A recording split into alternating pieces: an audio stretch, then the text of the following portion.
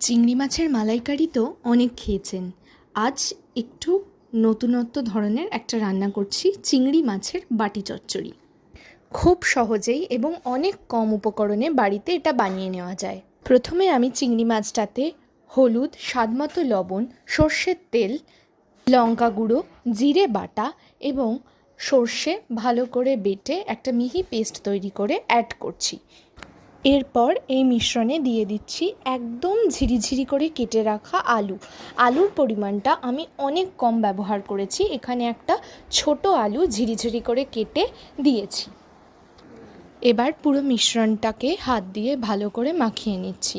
মাখানো হয়ে আসলে আমরা উপর থেকে দিয়ে দেব বেশ কিছুটা পরিমাণ গরম মশলা।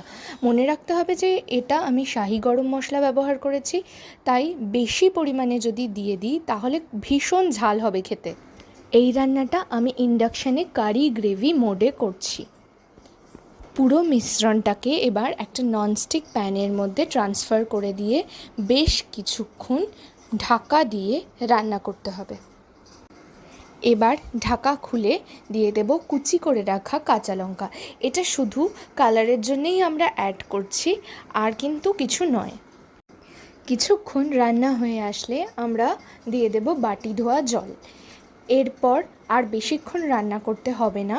ঢাকা দিয়ে স্টিমে মিডিয়াম টু লো ফ্লেমে রান্না করলেই আমাদের রান্না কিন্তু রেডি। আপনারা অবশ্যই এই রান্নাটি বাড়িতে ট্রাই করবেন এবং আমাদের জানাবেন কেমন লাগলো।